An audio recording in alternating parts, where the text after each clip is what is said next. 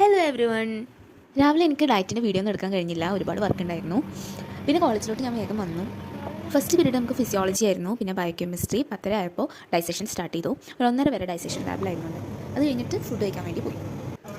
ഉച്ചയ്ക്ക് ക്യാരറ്റും ദോശയും സാമ്പാറുമാണ് കഴിച്ചത്. നന്നായിട്ട് അതിനുശേഷം 2:30 വരെ നമുക്ക് ബ്രേക്ക് ഉണ്ട്. പ്രകൃതി ഭംഗിയൊക്കെ ആസ്വദിക്കാൻ വേണ്ടി ഇവിടെ വന്നിരുന്നതാണ്. ഉച്ചയ്ക്ക് ശേഷം ബയോകെമിസ്ട്രി ലാബ് ആയതുകൊണ്ട് തന്നെ കുറച്ചൊരു റിലാക്സേഷൻ ഉണ്ടായിരുന്നു. അപ്പോൾ ഇന്നത്തെ നൈറ്റിലെ ഡയറ്റ് എന്ന് പറയുന്നത് ഓട്സ് ആണ്. ഓട്സ് മിനറൽസും വിറ്റാമിൻസും അതുപോലെ തന്നെ ഫൈബേഴ്സും ഒരുപാട് ആൻറ്റി ഓക്സിഡൻസും അടങ്ങിയൊരു ഫുഡാണ്. അതുപോലെ തന്നെ ഓട്സിൽ ബീറ്റ ഗ്ലൂട്ടൈൻ പറഞ്ഞൊരു ഫൈബർ ഉണ്ട്, അത് വെയിറ്റ് റിഡ്യൂസ് ചെയ്യാൻ വേണ്ടി സഹായിക്കുന്നതാണ്.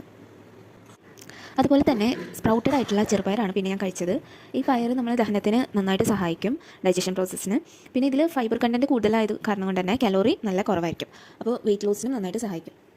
പിന്നെ ഞാൻ ക്യാരറ്റ് സ്മൂത്തി ഉണ്ടാക്കി കുടിച്ചിട്ടുണ്ടായിരുന്നു. അപ്പോൾ ഇത് മൂന്നാണ് ഞാൻ ഇന്നത്തെ ഡയറ്റിൽ ഉൾപ്പെടുത്തിയിട്ടുണ്ടായിരുന്നത്.